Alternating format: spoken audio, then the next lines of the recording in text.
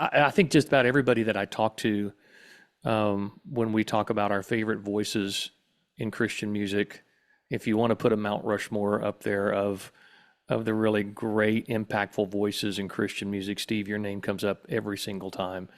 I That's, just, that's shocking.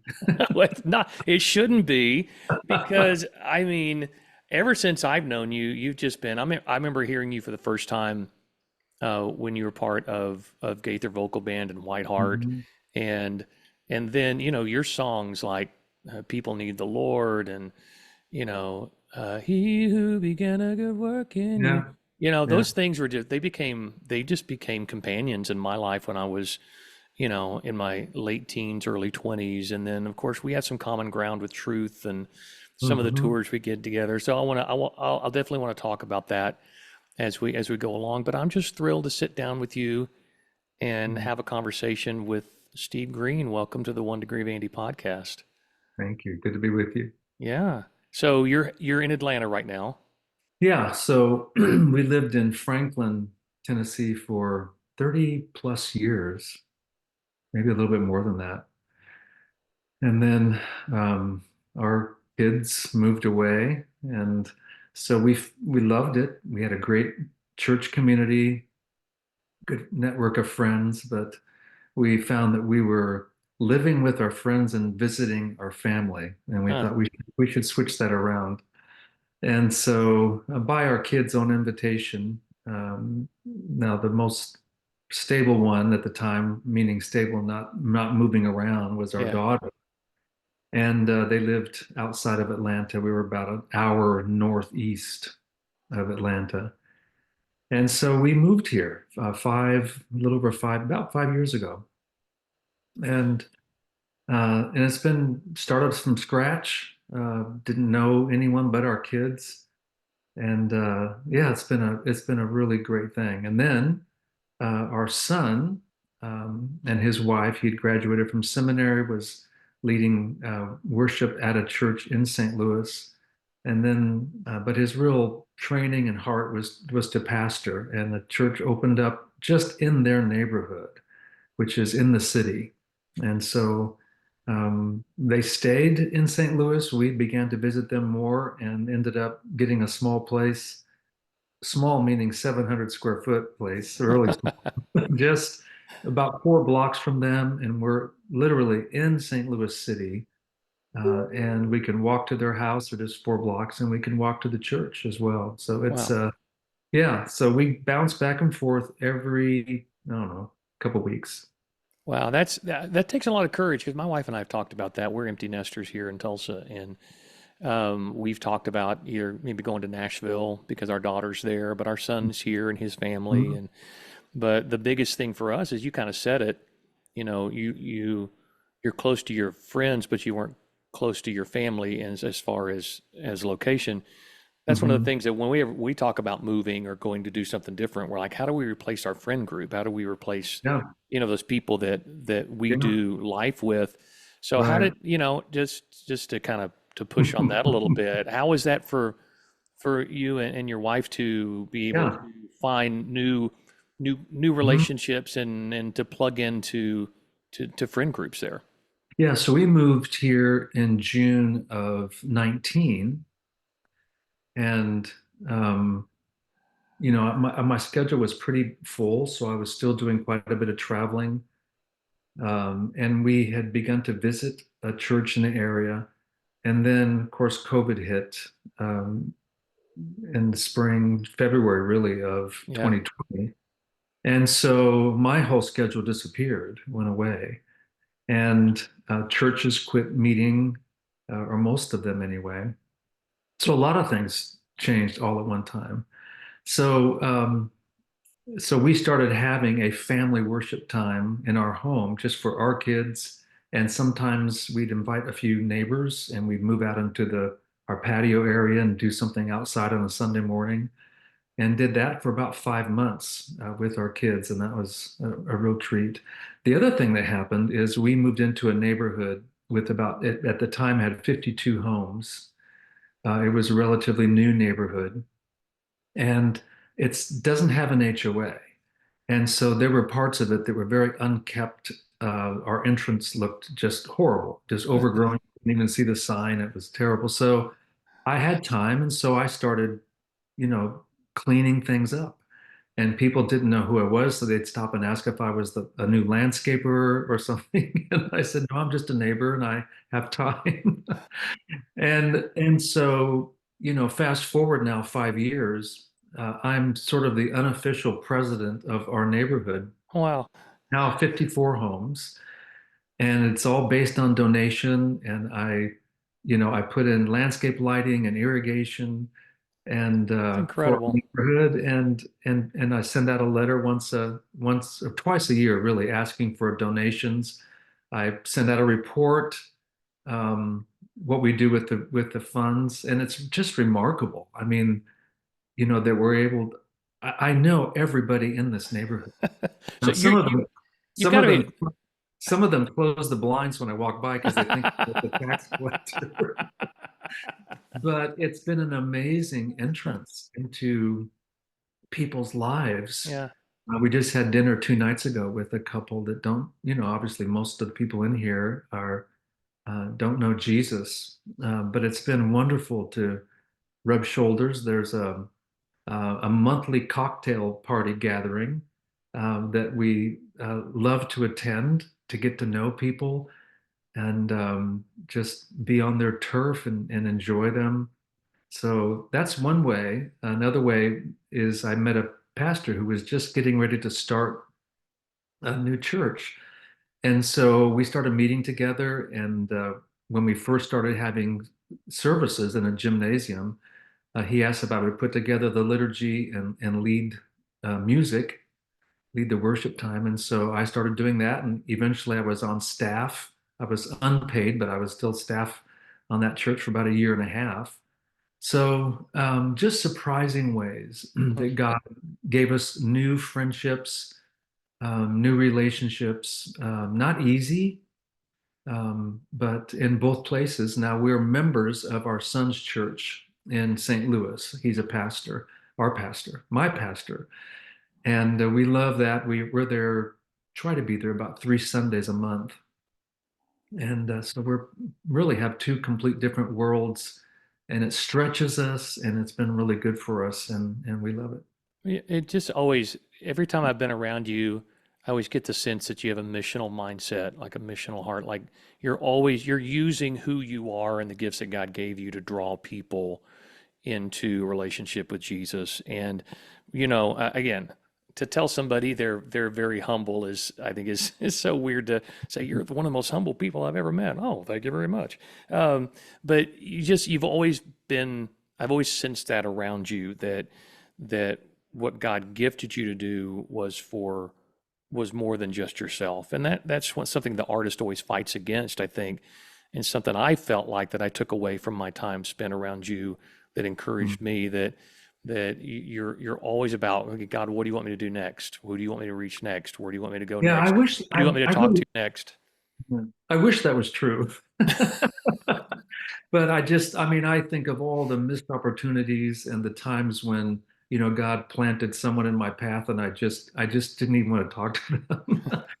And, but you're right. There's that struggle of, one of the things that starting over 5 years ago did for us was, we moved away from everything that was very special. Franklin is sort of a special Yeah, place. it is. I was serving as an elder in our church, and that's kind of a special position of leadership.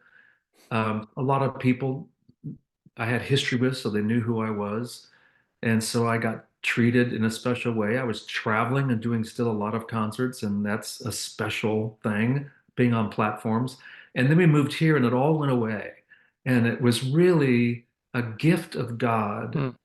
to expose my real enjoyment of being special Yeah, and I get to that. I totally and get that. to and to remove that. Yeah, And at first it's disorienting. um, no one knows who you are. We're starting yeah, from scratch. No one here yeah, knows who I am. What I do, it doesn't make any difference. I'm not going to tell them. What difference would that make? right. Um, and to grow into being ordinary, common, somewhat obscure. Um, it's, it was really gracious of the Lord to begin to, you know, deal with my heart issues of, this enjoying being somewhat special. And that's a dangerous thing for Yeah. my dangerous for me. It's dangerous for all of us. I had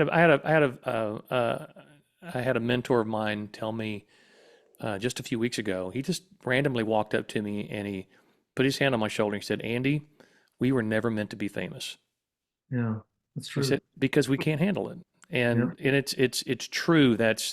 It's something that artists are always going to struggle with. Of the love me, like me, yeah, please listen to me and right. show me your affection. Yeah. And it's a difficult thing to manage. Again, I feel like that's something I've always respected about you. Not that, again, you wouldn't say you're perfect and no one would, but I saw the honest struggle in you all the Mm. time. And that's what I appreciated, that you recognized it and you weren't afraid to have that conversation with me and other people. I just remember those days on the bus in Young Messiah. You would have those conversations and those, I have a vivid core memory of you sitting on the couch on the bus eating an apple and just it's like you always had an apple in your hand for some reason in my memory and just being Jesus to the people around Mm. you, and I appreciate that.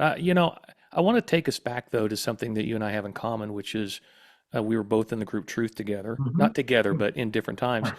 Right. And I don't know if you and I have talked about this or you know this story, but um, Roger Breland, when you were leaving the group, had auditioned my brother, had heard my brother Jerry sing, Oh. and said, offered him your position. He said, Hmm. "Steve Green's leaving Truth. I need another Mhm. power tenor. Would you come join us?" And my brother had just gotten engaged. He just graduated from John Brown University, had Hmm. just taken a church job. This was like 1970, what would that have been, 78, 79, something like that, 78. You're right. 78. Yeah. And so he turned Roger down. Well, 10 years later, Yeah. Roger is Truth's doing a concert in Jerry's church in Oklahoma City and says, "Hey, now Mike Eldred is leaving the group," and just kind of like elbows him, and go, "Hey, you want your shot now and come Yeah. be a part of Truth?" And Jerry said, "Well," he said, "I actually have a little brother that's about the same age that I was when you asked me the first Mhm. time. Why don't you give him a call?" And that's how I ended up in Truth. So there was Wow. that early connection where I was a big admirer of you and your music, to see that link that God's like, man, this is really, it's kind of a small world, when Mm. you start getting into all this. Can we go back to your early Truth days and how you got started Sure. in Christian Yeah. music? Yeah. Yeah. So I had just come back from South America. So my folks were missionaries, and I grew up in Argentina. So I lived there off and on from age 5 till 18, Wow. and came back, and I didn't know what I was supposed to do. I really had no idea that music was even a possibility. That wasn't on the radar. Yeah. I played some guitar. I played clarinet. Just taught myself how to play. Took a few lessons when I was like in fifth grade. But it just wasn't. So I came back and I enrolled at Grand Canyon University. Back then it was college. Uh-huh. And my declared major was pre-law, just because, my dad was a missionary. My uncle, his brother, was a lawyer. And I kind of liked the lifestyle my uncle seemed to have better than what my parents had done. Yeah. So I Yeah. was, resenting some of that. I'd spent a lot of years in a boarding school. Hmm. And so, but the one thing I wanted to be a part of, if I could, because I had sung in a choir for 1 year when I was back in the States in high school, and I really enjoyed it. The place where my parents ministered in South America was very indigenous in the north of Argentina. music was pretty horrid. Um, just low quality, just nothing enjoyable, you know. Uh-huh. I mean, heartfelt, but still just very rustic. And so I wanted to sing in a choir. So when I went through the registration line, I signed up for the choir. And when I did, the lady who was looking at my notes said, you know, this, you can't just sign up. This is an auditioned choir, which terrified me because I thought, well, what does that mean? How do you know if they're going to let you in or not let you in?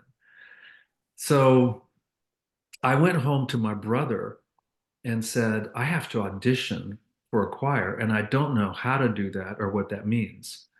And back at that time, one of our favorite TV shows was The Wild Wild West. Oh yeah. And there was a guy named Artemus Gordon, that was Hmm. his stage name, and he would sing once in a while, kind of sort of operatic, you know, he'd just break out into song. And my brother said, if you sing like Artemis, they'll let you in the choir. And so I honestly just faked it. He had me sing a scale, and I just pretended to be Artemis Gordon. Incredible. And when I finished, he said, now, where have you studied voice? And I said, I have never studied.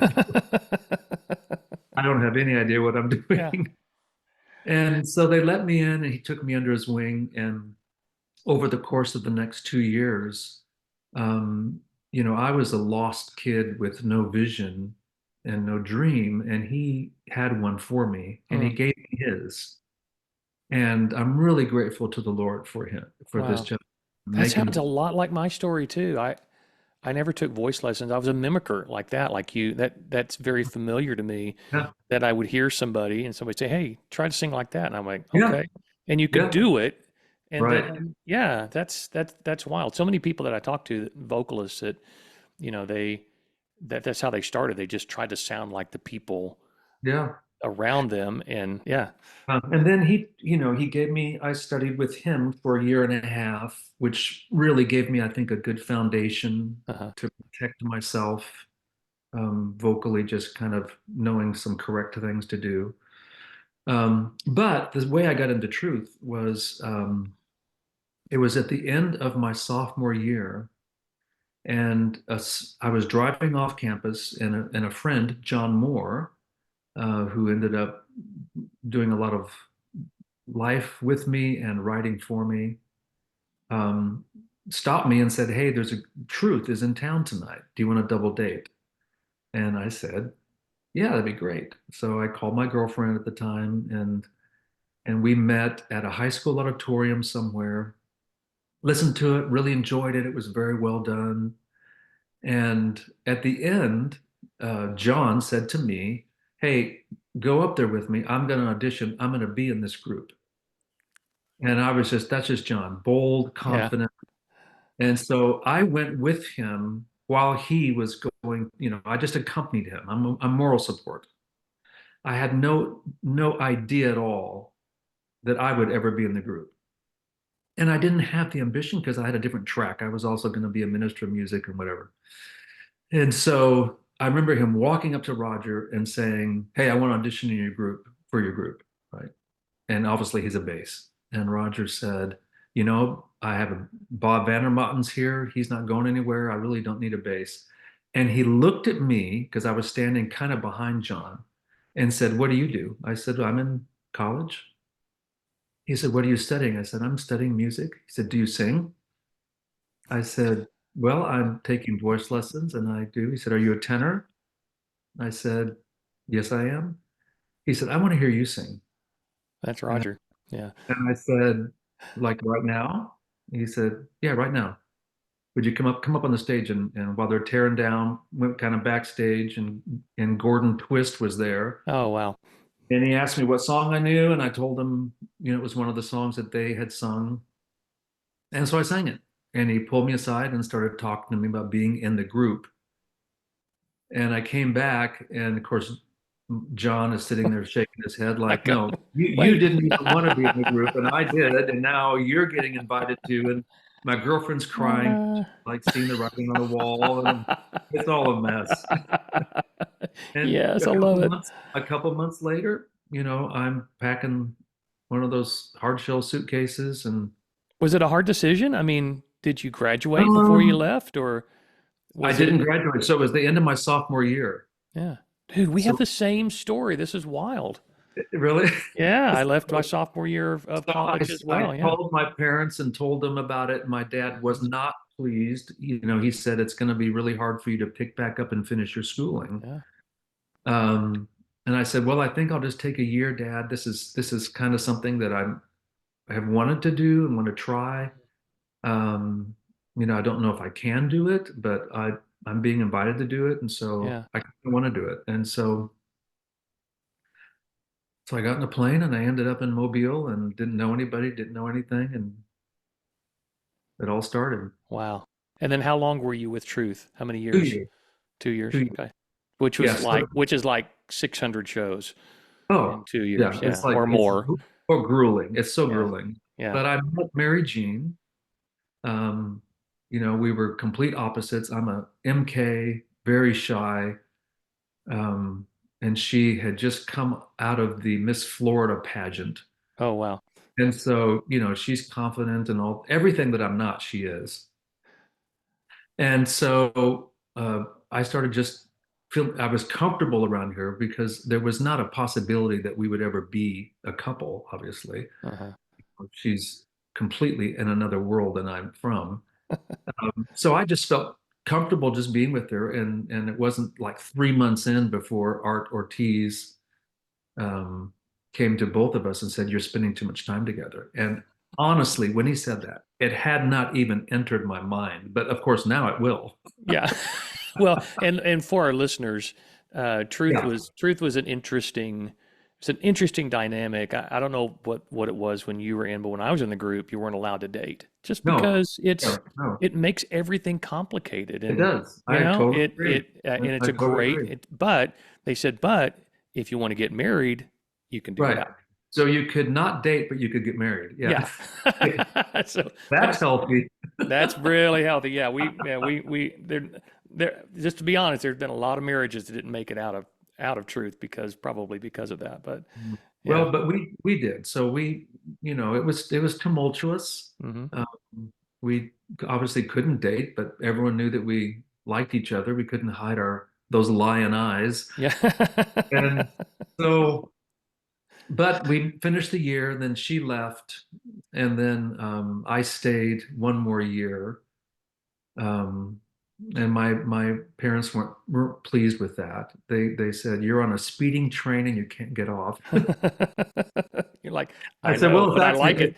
it's actually a bus." Yeah. Did you ever drive? Were you ever one of the drivers? No, nope, Ooh, never drove. Um, just rode and sang, and yeah. yeah. So I made, there were some good friendships. I mean, obviously, the first year was rough. I mean, I acknowledged that we had broken a rule that was important.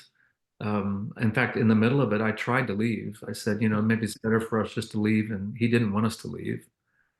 So it was kind of a rocky situation, and I wanted to stay partly the second year, just to rebuild some of those relationships. And some of the people that had been the hardest on me actually fell in love the second year. Hmm. That's the way it And usually I goes. Yeah. came back and said, "I'm so sorry I treated you like that." I Hmm. said, "You know what? I totally get it, Yeah. but but I'm for you now." Yeah. Then how'd you Uh, make the transition from Truth to Gaithers? right. So finished our 2 years, and then six days after I left Truth, I got married.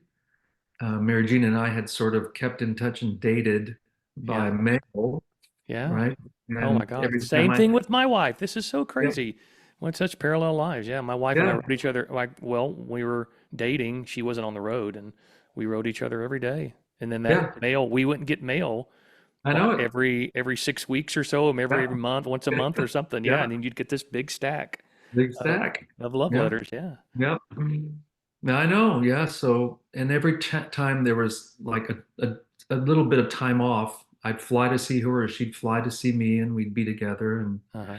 we got engaged at Christmas of that second year, and then yeah, got married, and I didn't know anything about marriage. I was young, and my relationship with the Lord was just so, if it existed, it was really super shallow. Hmm. I mean, I kind of knew some biblical principles, but honestly, I just didn't have a relationship with the Lord that was life-giving and vibrant.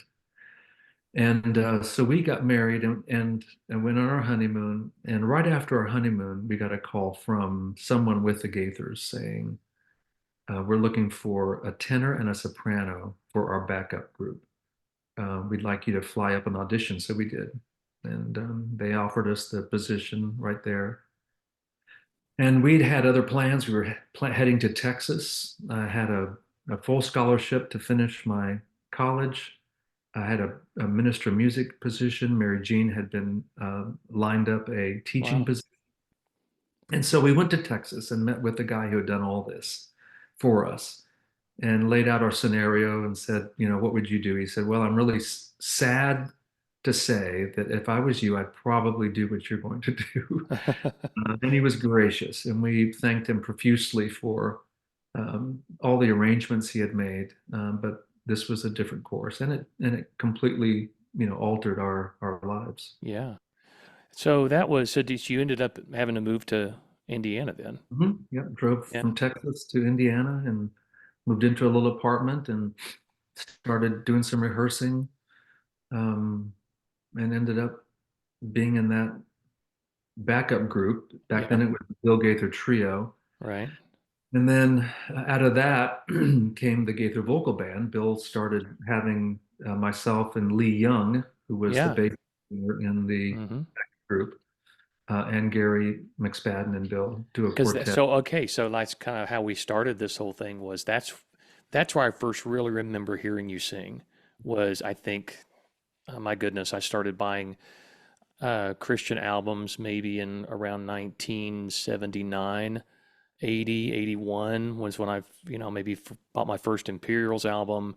Mhm. And then I just loved the vocal harmonies. And so I would go pick up, Mhm. Gaither vocal band albums. And that I can remember seeing you on the cover and hearing your voice. But it does, for singers, it awakens something in us, doesn't it? We connect with that and go, I, that there's something that's stirring in my heart and my soul going, could I do that? Could I sing Mhm. like Yeah, that? Could right. I proclaim, the Christian message in a way like they're doing there? Yeah, yeah. Yeah. Yeah, it was, I mean, I had never been a part of a quartet, so I didn't really know any of the songs that were Hmm. part of Bill's heritage. Um, so they had to teach me some things, and then we started recording, and that was very enjoyable. But again, I mean, my spiritual condition at that time was, I was a voice for hire, Yeah. and I didn't have any vital relationship with Christ. I just didn't. Hmm. I would say I was a cultural Christian. The things that I learned growing up in the mission field were more moralistic in nature. This is what a good Christian kid looks like, so do that, right? But apart from a real vital life in Christ, in the end, that's just it's a performance more than it is a outflow of the heart. So even during those years, I was still, I consider myself just lost. Um, and it wasn't until, a couple, let's see, 1982 or 83, I'm guessing, when God just, assaulted me and Huh. brought me to himself. Yeah. And that was really the change that sort of launched me into what I've been doing for now. This month was Wow. my 40th anniversary of the first Wow. recording. Wow. Yeah. Do you want to talk about that? Do you want to go into detail about that Sure. at all? About how God got a Sure. hold of you? Yeah. So moralism is emphasizing, um, your behavior as part of the way that God accepts you, right? So that really plays into performing. Hmm. Uh, And it's especially dangerous if you can perform. So I could sing on the stage. I could, Bill would give me opportunities to sometimes, um, have solos. There were lots of times when, for some reason, Gary got sick a lot. He had sinus issues. Now he's passed away, but back in those days, he was the voice for the trio, and he just was sick a lot. And I just remember him hacking and coughing, and he'd have a vaporizer before the concert and try to get right. And I was never sick, and so there'd come a point in the concert where Bill would just look over and point to me, and I'd walk out there and I would sing Gary's solos. And people would stand to their feet and clap for me, and all this stuff. And it got to be so that I justified myself based upon the reaction of the people that I was singing to. So Mhm. if God is using me, I must be okay, right? So moralism is a deadly, deadly error, often taught in the church. And I didn't know the real gospel. And so the gap between what I portrayed and what was really going on in my heart was widening. And so, but I had the world by the tail. I was young. We had a home, had a couple of cars. I was traveling with the Gaithers. I was in the Gaither vocal band. Just I was doing two things: a lot of backup vocals at Pinebrook Studio up there in Gaither Studio, and then also a lot of jingles in Indianapolis, just rocking along. Yeah. I went to church. I could do that. Um, but, just my heart was not, it was just far from the Lord in reality. And so I went to my youngest sister's wedding, and unbeknownst to me, my older brother, now there's five siblings, my oldest sister, Barb, and then Randy, my older brother, who had been a police officer and he'd been to seminary. And then myself, my younger brother David was a banker in Phoenix. And then my youngest sister was in college, I think, at the time, or just getting married. So my older brother had had this renewal experience, and I was unaware of it. So he was on fire. And part of his fire was he was like, you know, um, checking on everybody else to see where they were doing, how they're doing. And so, he was pretty forceful and confronting everyone that came across his path. And he had offended a couple of my siblings, and I'd heard about that. And so finally, my time came where I'm with him in the car. My wife is there, my mom's there, his wife is there. We're going to visit my grandfather in the hospital, and he's just exhorting us. And I just got angry with him, and I just said, Randy, why don't you just shut up? We're trying to we're going to see Granddad. He's in the hospital, and you're just like nonstop. And he turned around and started crying, and he looked at me and he said, I don't know what's wrong with you, but there's something wrong in you. Something's not right. And I just pray that God will do something in you and you'll let him do it. And I was like, man, that was like, the light turned on, And for the first time, I was like, because I could hide pretty well and cover and justify myself really Yeah. well. And so that really sent me in a tailspin the rest of the day. And in fact, that night I went to my mom and said, because she was in the car, my mom was in the car. I said, Mom, what was that? What was that happened in the car today? And she said, your brother has had a real experience with the Lord, but he hasn't found balance yet. Hmm. And I'm like, of course, that's what it is. He's imbalanced. And yet I couldn't sleep. And I was in this, my parents' guest bedroom. Actually, my wife wasn't there. Mary Jean was not with me. It was my mom and me and my brother and his wife. And so, because Mary Jean had stayed back because she was with her sister, was having some surgery or something. Uh-huh. And so, anyway, that night I tossed and I turned, and God did something.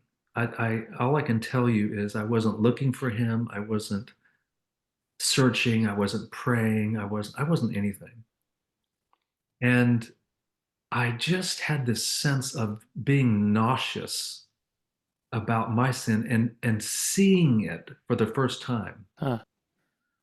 like behind all the curtains. And I just got on my knees and I said, "All right, I think I've said no to you my whole life. I've I've kept my distance. I've managed my life. I've managed my sin as if I thought I could. When you say kept your distance, I kept my distance from, Yeah, I mean, it's one thing. It's like, okay, so if Christianity is like a club, then you decide your involvement, right? yeah. Like, I'm going to go to church because that's respectable and that's the right thing to do. Hmm. But how much of me are you going to have, right? Right. So I managed, I kept my distance. Yeah. I'm Okay. okay. And so, yeah, so I just said, okay, I want to say yes to you. I know you've done something in my brother. I don't know exactly what that is, but it's obvious. Um, I know I'm not right. He's right. I know I'm wrong, and there's lots of wrong in me. So if you can do something in me, I just want to say yes. Hmm. You know, have no idea what that means. I don't know what else I'm supposed to do, The but dangerous prayer. yeah. Well, so it started, and there was a lot of cleaning up that God had to do in me. Um, some restitutions I had to make, some uncovering myself, and no one made me, but I was compelled, um, just because I don't know, I couldn't not do it. Um, with every one of those conversations, there was like, a link in the chain that was breaking until I just felt, okay, I don't have anything to hide now. Now, that's not saying it was a once and for all fix, but Right. I'm saying that was the beginning It was an of impetus. Yeah. this 40-year journey now of wanting to learn what the gospel really is, how I am rightly related with God, what I'm supposed to do. Now, I'll tell you, because you've been in music, your most of your life too, that the pendulum swung, and so, I was determined to be like a super spiritual artist and get it all and all this stuff. And Yeah. so, I did it. I did something wrong stuff. I mean, my concerts were like 3-hour marathons of It's beating people up sometimes. it's a story you hear about. It's a story you hear about Keith Green is, Yeah, just his zeal yeah, for holiness right. was also something that wounded a lot of people around him Yeah, until he yeah, realized that. And you talk about your brother finding balance. That's right. yeah, Yeah. And so I was in that camp, and there were so many things that God had to show me about my self-righteousness yeah, now. Um, I mean, I look back at some of the songs I recorded that I wouldn't record today necessarily. I meant them in a way that, was somewhat self-righteous, as if, all the choice, like my spiritual growth was up to me. It's my rigor, my discipline, my ability to yeah, really get this right. yeah. And so, it's 40 years of God continuing to break me down to realize that my identity and reputation is actually in Christ. I But can't.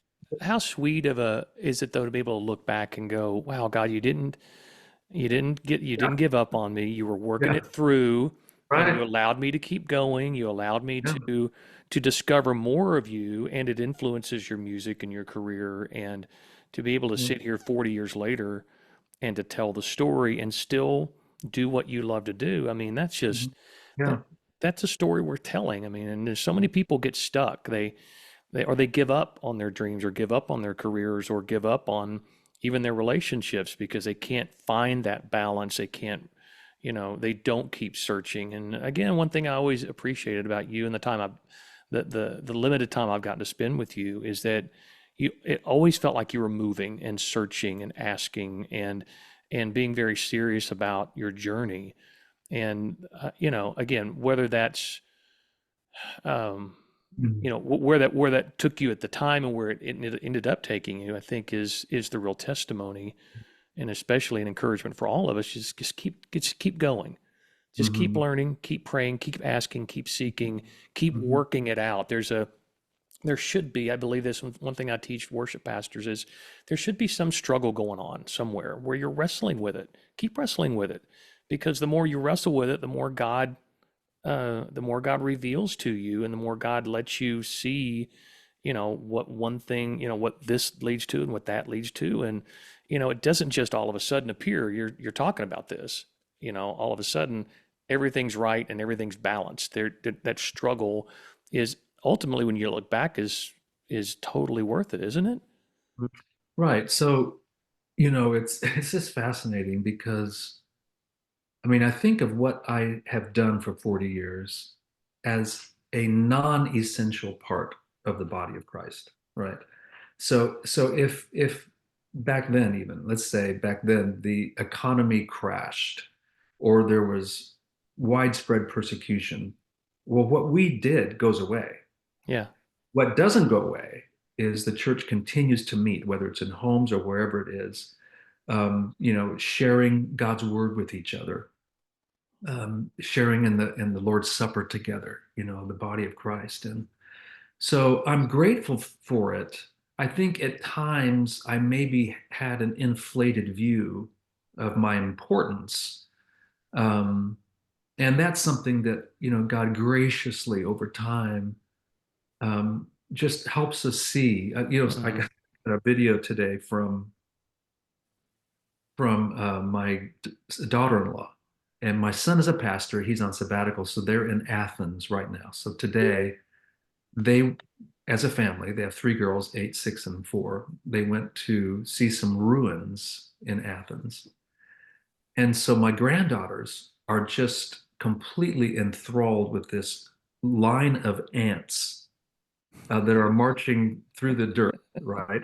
Yeah. And they're all huddled and gathered around them, and they're just like, Mom, look at these ants, look what they're carrying. And so she has a video of all the girls being just talking about the ants, and then she lifts up her camera to these magnificent rooms, Incredible. and she goes, Uh, so yeah, yeah. And I thought, man, I've done that. I had tunnel vision on something, and perhaps it was, me, my career, my songs, my place within, music, trying not to care, but then caring. And I remember, getting Dove Awards. And then I didn't want to go back to the ceremony because it's like it brought out everything fleshly yeah. in me. Yeah. And you're trying to be happy, but you really wanted to Yeah. win. And Yeah. then I didn't go, and then I saw who won, even though I was up for something. I didn't win, and I'm grumpy. And it's like the Lord said, so let's get this straight. So you don't believe in this system, right? I said, no, because you're the only one who can give the final awards. What are we doing here? Okay, so you don't believe in it. You don't go, right? No, I didn't go, but you still wanted one. Yeah. the eternal battle. It's And it's like, always, yeah. and so I feel like, how many times did I fail to just lift my eyes up and Mm, see the grandeur of Christ and his kingdom and his glory yeah. and lose myself in him and in his mission and be happy to be noticed or not noticed, Yeah. acknowledged or not acknowledged, Yeah. on the shelf or being used, Yeah. And And yet, and yet, yeah, God continue to use you. I know it's nuts, right? Yeah. It's Yeah. so he's so gentle with us and he's Hmm. patient. And the fact that he gives us a little something to do in his kingdom Yeah. is just, it's so humbling. Hmm. I'm the least deserving and least likely person to have anything to do, and yet he's given me something. So I'm Yeah. really thankful. Wow. I just, one of the things I've come to grips with is, that the if you receive your glory on earth, it's, it's I mean, you want your glory received in heaven, but if men praise you on earth, I mean, that there's a balance there with eternity. And I've come to grips over the years with, man, I've been praised, I've been glorified, I've had a lot of people tell me how wonderful I am, and I I have to go, okay, there's nothing I can do about that now. So the rest of my life, what I want to do, I want to deflect as much as I can. I Mm. want to start, when we talk about storing up riches in heaven, it's not just monetary, Mhm. but it's also deflecting glory on us to heaven. Again, going back to worship pastors, I'm like, you say people aren't applauding for you or getting excited about the songs you sing, they're getting excited about Jesus. Well, no, it doesn't work that way. Both, yeah. Yeah, it's both. And so Well, and you we have to enjoy come to terms with that. Yeah. a little Yeah, we do. residual glory, right? A little Absolutely we residual do. glory. It's like, praise the Lord, a Yeah. little for me, a little for him, Yeah. a little Yeah. more for me, a little for him. Yeah.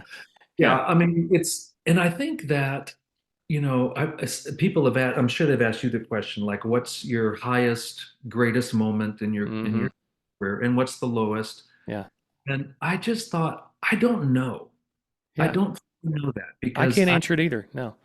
the highest might have been actually the most dangerous, Hmm. and the lowest in the value of kingdom things. And my lowest could have been the very best, Hmm. the very best moment. And I think that, I mean, what I hope is, like you talked about sitting on a bus and eating an apple and talking. I don't remember any of that. I mean, I remember sitting on a bus, but I don't remember Yeah. anything else. But I think about that parable Jesus gave of the sheep and the goats, right? So at the end, he says to the goats, I was hungry, you didn't feed me. I was thirsty, you didn't give me something to drink. I was sick, you didn't visit me. I was naked, you didn't clothe me, all that stuff. And then he says to the sheep, when I was hungry, you fed me. When I was sick, you visited me. When I was, naked, you clothed me. All these things. And the sheep say, when? It's like they're not aware of it. And that's the thing that gets me is that I think probably the best moments of our lives are the ones we're not aware of. That's right. Like I was aware of the award ceremonies, I was aware of the applause, but if someone ever comes to you and says, we had a conversation one time and you said this to Hmm. me, and you say, I don't remember that. Yeah. Those are the good moments. It's so true. I hear this all the time, and when I hear someone who was a fan back in the day say, "Hey, I met you backstage," the first thought is, "Oh no, Oh no, yeah. oh no, I hope I didn't, but when they say you were so kind or you took time or you prayed for me, and Mhm. like you said, I don't remember any of that, Right. but it is in those moments where you're grateful to go, Yeah. wow, okay, God, despite whatever my arrogance was or my self-importance was during that time, you were still allowing me to have Mhm. opportunities of quiet and and blessing people in a way that is going to be eternal Mhm. Yeah. beyond the bright lights of the stage. And again, I get so many of these conversations. I love just being able to reveal that to again to our listeners who listen to this, that God is faithful through all of it, Yeah. even when you don't realize it, or even when you think you failed or you didn't do it right. God goes, yeah, but I'm still undefeated, and I'm still going to do what I need to do through you. And it's Mhm. only in again, maybe in the reflection, or as we get older and we understand more of who God is, that we look back and go, yeah, God, you were doing something, and Mhm. I'm just grateful to have been a part of it. Mhm. Yeah, Yeah. that's Yeah. So, well, I mean, I I don't mean to take over this no, you're good. That's with right. things that you're saying because it's so good. But I do want to talk about a couple of things. Okay. Number one, we don't have to talk about this long, but to me, it's one of the wildest things that you were one of the first members of Whiteheart, which Yeah. went on to be like the greatest rock band in Christian music, and And I actually had a conversation with Billy Smiley just a few weeks ago, and we talked about you. And I told him you were coming on the podcast, and he's going to be on the podcast as well. But um, he talked about you being in that first iteration of the group, and he even talked about how much different you are now, and Mm, or how what where your ministry took you, even where you were at the beginning of that. So we don't have to talk about that at all. But I just think it's incredible to again to see how much you have been a part of and how many different facets of the music industry that God has allowed you to see. But the other thing I wanted to talk about was I think the greatest interaction that you and I ever had, and I'm sure you remember this. Young yeah. Messiah was in Yeah, Nashville, and you weren't feeling great. I was sick. You Yeah. were sick, and you asked me, "Hey, I'm going to hit the." I don't remember what song it was, but it was your But I big. know my Redeemer lives, That's and it. Yep. there's like this B flat at the end. Yeah. Yep. And you said, "Hey, if I can't sing it, I'm going to point to you, Yeah. and I want you to come up here and sing that last note." And I'm like, "Are you kidding me?" I mean, one of my vocal heroes is telling me I can't hit. I'm probably not going to be able to hit that last note, but I want you to come up and do it. And it's going to be in Nashville with a sold out arena, and there's going to be all these industry people. I mean, I'm looking at it from a physical point of view, just going, I don't know what this. I don't know what this is supposed to do. I don't know. I don't. I can't imagine this moment. And but I was ready. I was sitting down. I think I was sitting by Yeah. CC Winans. I was sitting by CC, and Yeah. we were talking about it. And she's encouraging me and patting me on the back. She's like, "You can Yeah. do this. You can do this." And so I've got my microphone, Yep. and And you're I needed singing, help. and you looked, and you sure enough, you got towards the end of the song, and you just pointed, and I walked up on stage, Yes, and we did. but you sang the note too. It's like we both sang the note Yeah. at the same time. I just didn't know if I had it, and I wanted to be sure it was there. And you had to carry it. And I'm like, well, yeah, I can put that on my resume as the go-to B flat singer. So, And and your B flat was a lot easier than mine would have been. So you had that, you have a higher voice than I do, and it was uh, easy for you. well, I appreciate your mentorship back then. Again, you say you don't remember most of those conversations or those situations, but I do, and it's a testimony to what God was doing in your life. And even though you're still figuring things out, I'm still figuring things out because you were ahead of me in the journey. You were able to speak into my life and make a lasting impression on me. And we haven't really talked about your solo career, but I think Mhm. through your, just your spiritual journey, that kind of takes care of itself. I mean, again, songs that are going to live forever, that are going to be on Mhm. my playlist forever. And again, I think that so many people, have a place in their heart for you and your music and your ministry. And I know that label projects Mhm. are, Mhm. in hindsight, are kind of Right. just a small part of your career. Like, can we talk about just for a moment when kind of the label side of your career was over and you're going on to do things that are passion projects for you that you're going to have to do yourself? Mhm. Yeah, so I was with Sparrow for 24 years. Now they changed Wow. from Sparrow to EMI to Capital to whatever they are today. But I was with them for 24 years. And that was started with Billy Ray Hearn and then Peter York and Bill Hearn. We're just more friends than anything else. Yeah. It's real, it ended up with even with Billy Ray, I think this was our maybe the third contract. And they were about to change and become bought by some other company, right? And so Bill had called me and said, I know we've only just done like a little verbal agreement with like a 8-page little letter, but you probably need to have an attorney. So I hired an attorney, and the first thing he said when we walked into the meeting is, an artist of your stature deserves more than this. And of course, that's not Christ's words to you. And so it became, my attorney with their attorney, who's also a good friend, and it just deteriorated, right? And so Billy Ray was on vacation. I called him and I said, Billy Ray, I just give up. This is taking all the joy out of it for me. Hmm. And he said, well, what do you want to do? I said, I want, as long as God wants us to do this, I want to work with you.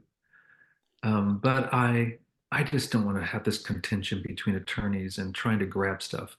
You know better than I do what you should give me. And so just give me what you think is fair in your heart, what's fair. And I will do the best of my ability to give you a project that you can sell and distribute. Um, but all I ask is three things.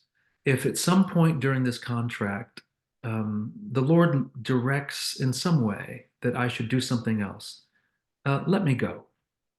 And if I ever start recording again, I'll pick back up where we left off.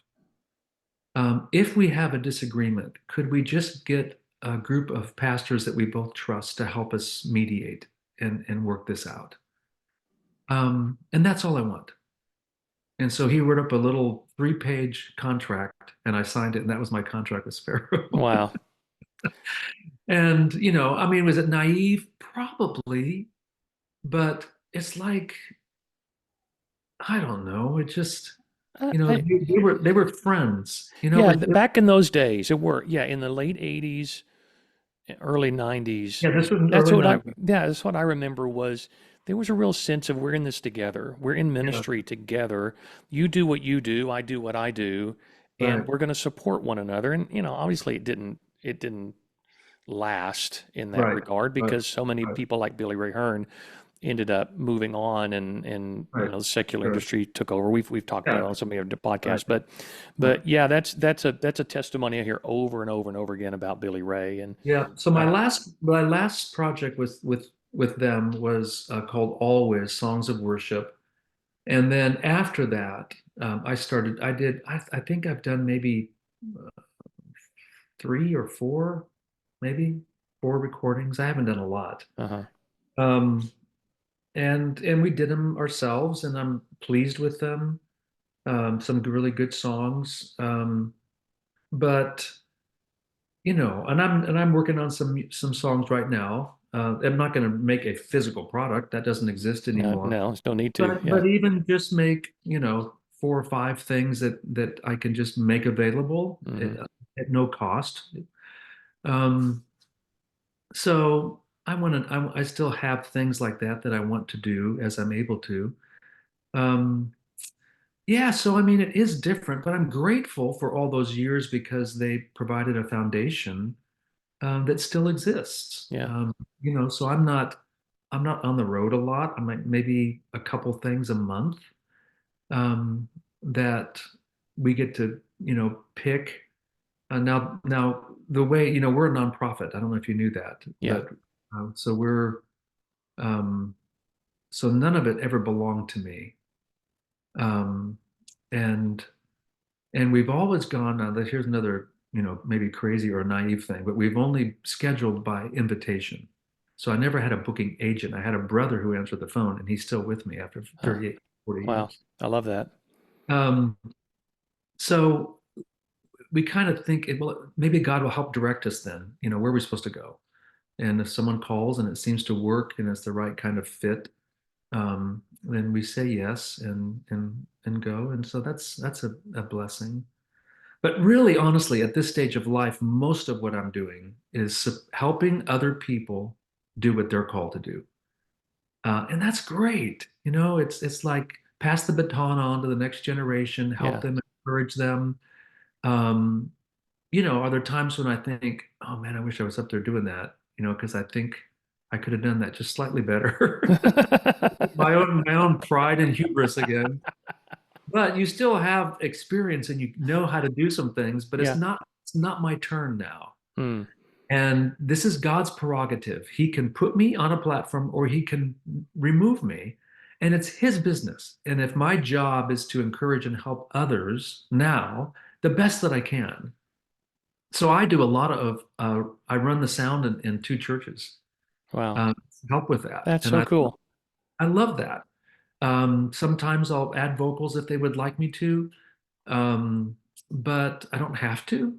I've been playing percussion. I play cajon. I've been doing that for some worship services if they need me.